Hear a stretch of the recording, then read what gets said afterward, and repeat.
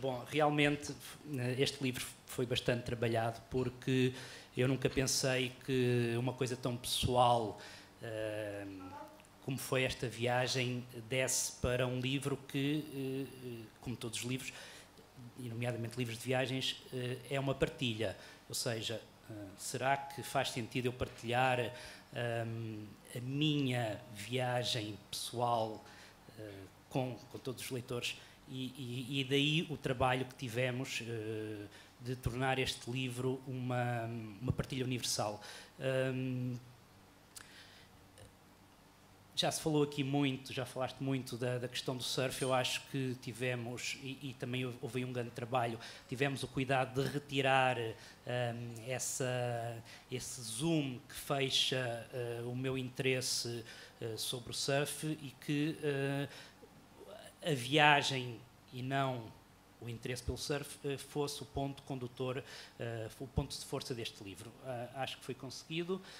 Portanto, o que era à partida um projeto muito pessoal, uma volta ao mundo de 12 meses, a seguir 12 ondas perfeitas, acabou por ser um livro de viagens onde também está presente o amor pelo mar, mas é essencialmente um livro de um viajante para todos os leitores viajantes. Gostaria de começar por comentar. Eu trouxe umas 6 fotografias, que cada uma delas permite desenvolver um tópico, portanto, e depois poderemos conversar. Portanto, não vou tentar não demorar muito nesta explicação desses tópicos, mas trouxe então 6 fotografias. A primeira não é bem uma fotografia, é o mapa do itinerário, e introduz uma das questões fundamentais do livro, que é os bilhetes à volta do mundo, os round the world.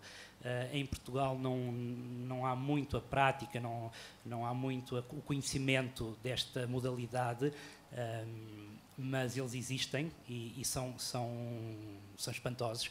Portanto, bilhetes com a sigla RTW, que permitem, durante um ano, a partir de uma quantia que eu considero uma excelente relação preço-qualidade, permitem viajar sempre na mesma direção. A minha direção foi oeste, e essa era um bocado a primeira sugestão para o título do livro. Era essa ideia de que eu viajei sempre para o oeste, e daí chegámos à linha do horizonte. Em Portugal, a linha do horizonte é o oeste, portanto foi um bocado essa associação de ideias que nos fez chegar a este título.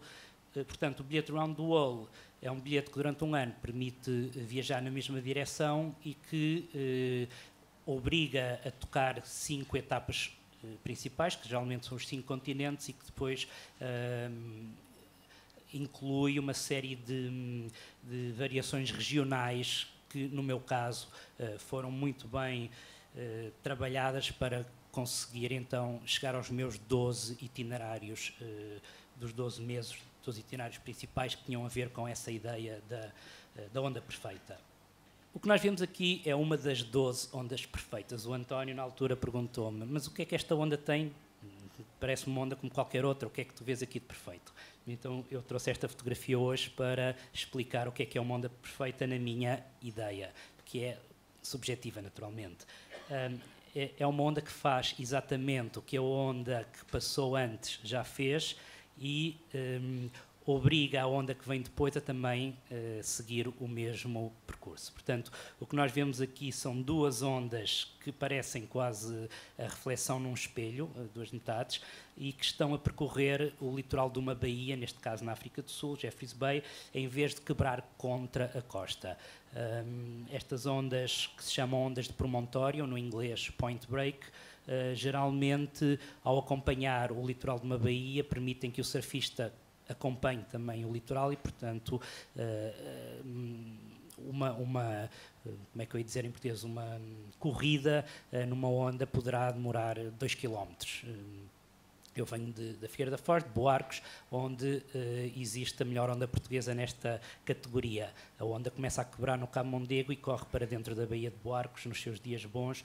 Portanto, cresci com esta com este paradigma do que é uma onda perfeita, e quando fiz 40 anos, que é a época em que esta viagem foi realizada, dediquei-me então a procurar 12 ondas que de certa forma reproduzissem essa minha ideia desde menino do que é uma onda perfeita. No livro eu escrevo que podemos ir jantar ao melhor restaurante de Paris, mas a nossa ideia de uma refeição feliz será sempre aquela que, quando éramos meninos, comíamos em casa da avó. Portanto, também essa ideia aplicada às ondas. Para mim, o conceito de onda perfeita é baseado na ideia da onda onde eu cresci, na onda onde eu me fiz homem, que é a onda do Cabo Mondego. A Nazaré já não é o meu... Não. Isso já são outros níveis. O livro tem uma vertente muito forte da viagem pura e dura, ou seja, dessa viagem em que uma pessoa vai para territórios que não estão batidos pelo turismo de massas, onde nada é fácil, mas tudo é gratificante. E esta fotografia mostra um bocadinho dessa estrada, entre aspas, uma estrada que não é feita nem de alcatrão, nem de terra batida, mas sim de buracos, que é a estrada que liga Maputo à Ponta do Ouro. Portanto, são necessárias 4 horas, 5 horas para percorrer esses 120 quilómetros que ligam a cidade de Maputo à onda da Ponta do Ouro. Portanto, as ondas não estão onde nós gostaríamos que elas estivessem, estão onde elas acontecem, e daí esta sugestão inicial do António de ter percebido com o livro, e de vos convidar a perceber isso, porque é que os surfistas são viajantes, porque nós temos que ir ao encontro das ondas. E no caso de muitas das ondas deste livro, elas não estão onde deveriam estar, que é num sítio fácil de chegar, estão em sítios complicados. Portanto, esta fotografia é paradigmática desse caminho difícil que é necessário percorrer até chegar à onda. Eu disse-vos que as ondas nem sempre acontecem onde deveriam, e também nem sempre acontecem quando deveriam. Na minha viagem eu tive o cuidado de ir na temporada correta, ou seja, se um estrangeiro vier a Portugal em agosto ou em julho para fazer surf, vai encontrar o mar muito calmo, não é? A não ser que haja alguma estatística errada, mas a temporada correta para fazer surf em Portugal é outono e inverno. E eu tive cuidado na minha viagem à volta do mundo de fazer coincidir as estadias com as temporadas. No caso desta fotografia, estamos nas Galápagos. Eu estive nas Galápagos na altura boa para fazer surf, só que não tive sorte. Durante as 4 semanas que estive em Puerto Barcarito Moreno, podem ver que o mar parecia um lago. Para provavelmente grande alegria deste lobo marinho, que está ali aos pulos, mas para um surfista isto é um pesadelo. Como diz o famoso ditado, o paraíso de uns é o inferno de outros. Não é? Um dos pontos altos da minha viagem foi o regresso à Nova Zelândia, um país que eu continuo a considerar o melhor lugar do planeta para o ser humano viver, não apenas pelas características da longitude, latitude, clima, todas essas variantes que são naturais e que o ser humano não pode muito influenciar, mas também pela sociedade que os neozelandeses ao longo de quase 2 séculos conseguiram construir. E então o meu regresso à Nova Zelândia, nas páginas deste livro, tem mais a ver precisamente com essa reflexão sobre o que é o lugar ideal para o ser humano, sobre a importância das raízes e até que ponto é que uma pessoa pode apenas sacudir os ombros e dizer é aqui que se vive bem e vai para lá, ou não, ou está ligado a correntes subcutâneas, a correntes subliminares que o prendem às suas raízes. Eu acredito que sim, e o que eu concluo no livro é que efetivamente, se calhar o melhor lugar do mundo para ser feliz é a Nova Zelândia, mas eu estou ligado aqui a Portugal e não poderia ser feliz em nenhum outro lado. Falo no livro também da importância da responsabilidade do viajante no século XX, XXI, e da forma como com pequenos gestos podemos tornar o mundo um lugar melhor, e faço também algumas reflexões sobre voluntariado, uma palavra que está muito na moda agora, mas por mim preferia que não estivesse, porque muito do que hoje se chama voluntariado, na realidade são operações que acabam por ser mais negativas para a situação do país onde se vai fazer o voluntariado do que positivas. E nomeadamente, penso sempre a esses países da África onde as populações são muito pobres e precisam realmente de ajuda, mas onde os governos são riquíssimos e de cada vez que uma organização não governamental, desculpem estar a enrolar as palavras, estou, como vos disse, um bocadinho afetado. As organizações não governamentais, quando se vão instalar nesses países, estão a fazer um favor a todas estas elites corruptas, milionárias, que em vez de investir na população do seu próprio país, continuam a desviar o dinheiro para as suas contas bancárias. Portanto, sou muito crítico do voluntariado, exceto quando é feito em pequenas escalas e em contacto direto. E é a partir dessa reflexão que eu conto esta pequena história do Aaz, que é este meu amigo, podemos ver na fotografia, que ficou com a sua pequena pensão destruída com o tsunami, o famoso tsunami do Oceano Índico, e que nesta viagem que eu descrevo no livro